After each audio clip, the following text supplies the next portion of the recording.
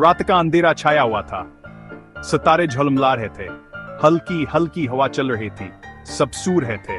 अचानक एक अजीब रोशनी आसमान पर नमोदार हुई। यह रोशनी तेजी से फैलती गई। जमीन लर्जने लगी। अजीब और गरीब गूंज सुनाई दी। लोग खौफजदा होकर घरों से बाहर निकल आए। सब आसमान की तरफ देख रहे थे। रोशनी तेजतर होती गई। जमीन ज्यादा हजूर से लर्जने लगी। घरों की दीवारें हिलने लगे। फिर वो हल में आया जब सब कुछ छिप गया।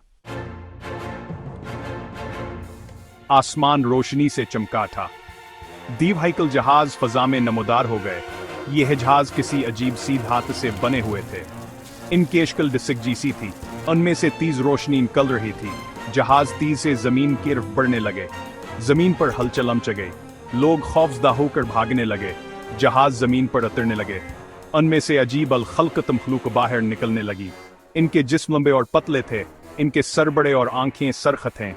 इनके हाथों में अजीब व गरीब हथियार थे। यह खलूक जमीन पर कब्ज करने आई थी। जमीन की अफवाज हमला आवरों का मुकाबला करने के लिए तैयार हो गए। टैंक, तोपें और लड़ाका हथियारे हमला आवरों पर बरस पड़े। लेकिन हमला आवरों के हथियार बहजदीद थे। जमीन के हथियार उन पर असर नहीं कर रहे थे। एकाएक करके जमीन के दिफाई निजाम नाकाम होते गए।